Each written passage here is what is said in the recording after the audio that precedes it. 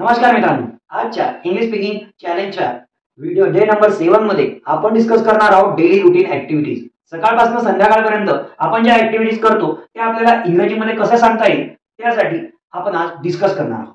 त्यामध्ये फक्त आणि फक्त तुम्हाला नॉलेज असावं लागतं थोड्याशा क्रियापदांचं आणि सब्जेक्टचं. जर तुम्हाला सब्जेक्ट आणि वर्ब माहित असेल तर definitely you can speak English fluently from morning to evening. चला तर स्टार्ट करूया बेसिक पासून, नंतर जाऊया आपण एक्झॅक्टली तुम्ही ज्या ऍक्टिव्हिटीज करता त्या कशा बोलायच्या.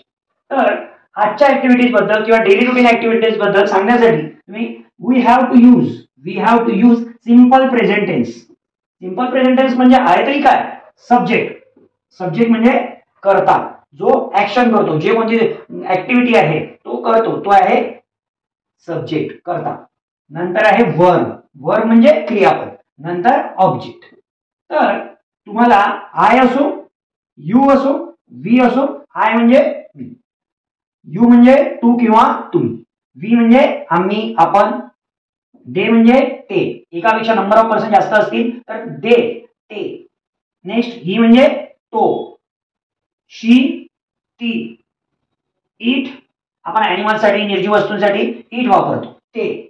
आणि कोणताही नेम असेल, कोणीही पर्सन असेल तर त्या सर्वांसाठी आपण वर्बचा फर्स्ट फॉर्म वापरतोय. कोणता फॉर्म वापरतोय? वर्बचा फर्स्ट फॉर्म. कोणतीही गोष्ट डेली रुटीन मध्ये ज्या गोष्टी आपण करतो त्याबद्दल माहिती द्यायची असेल, त्याबद्दल इंग्रजी बोलायचं असेल तर सब्जेक्ट आणि वर्बचा फर्स्ट फॉर्म ही बेसिक गोष्ट तुम्हाला माहित असणे गरजेचं आहे. त्यानंतर ऑब्जेक्ट, ज्या गोष्टी तुम्ही करताय त्याबद्दल जर माहिती द्यायची असेल तर you have to use object.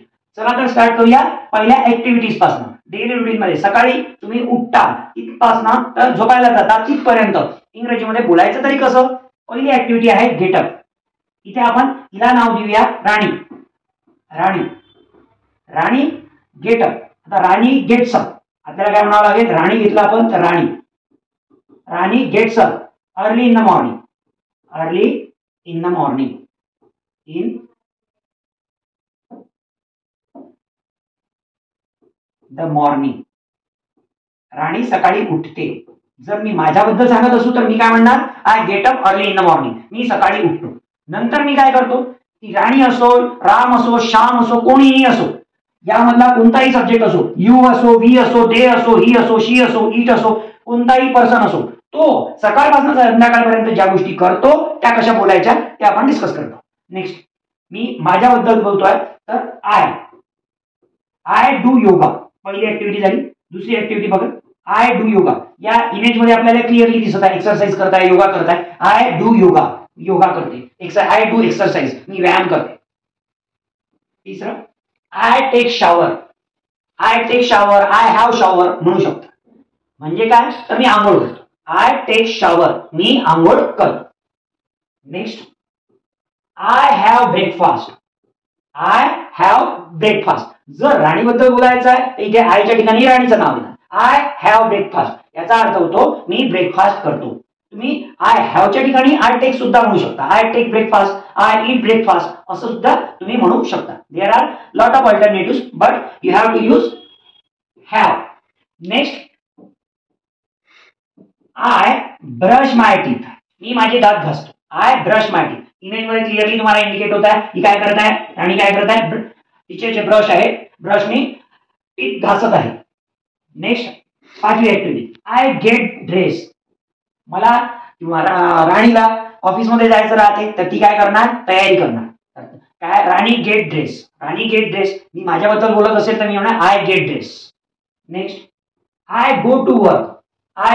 मी कशाने जातो, जर बाईकने जात असेल तर बाईक म्हणणार, बसने जात असेल तर बस म्हणणार. I go to work by bus. जर बसने जात असेल तर बसनी, बाईकने जात असेल तर बाईकनी, कारने जात असेल तर बाय कार.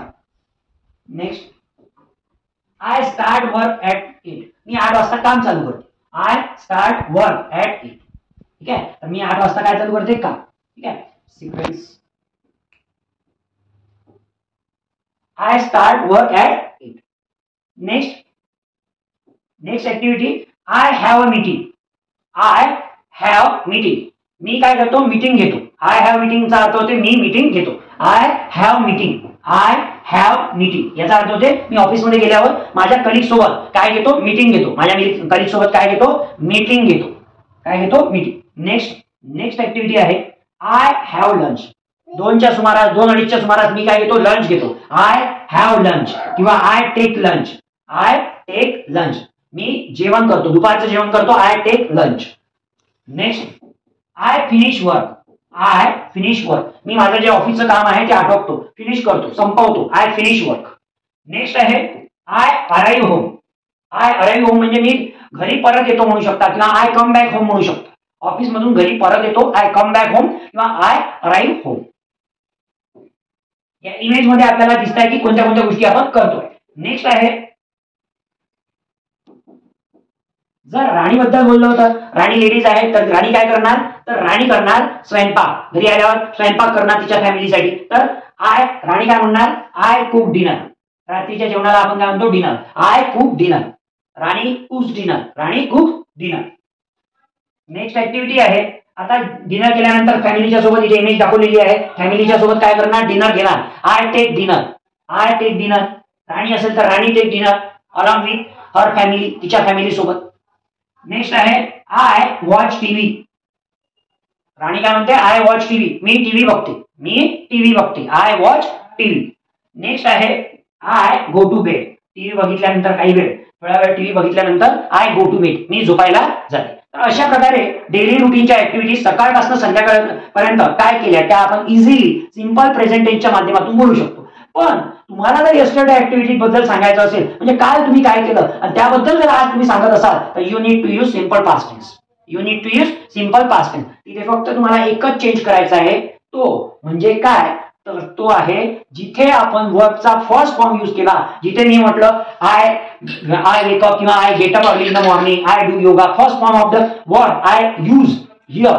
तिथे तुम्हाला second form of the verb यूज करायचा आहे. You have to use second form of the verb. जर तुम्हाला यस्टरडे ऍक्टिव्हिटी काल तुम्ही काय केलं याबद्दल जर सांगायचं असेल तर तुम्हाला second form of the verb तुम्हाला यूज करायचा आहे.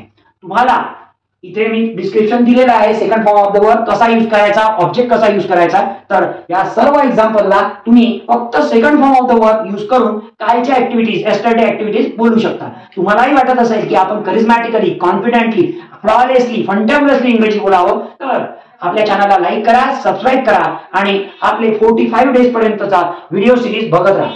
जर तुम्हाला वाटत असेल आपल्या मुलांना सुद्धा इंग्रजी फाळफाळ बोलता यावं तर खाली दिलेल्या नंबरवर कॉल करून तुम्ही जाणू शकता की आपला इंग्रजी बोलण्याचा प्रवास सुरू करायचा तरी कसा. Thanks for watching this video.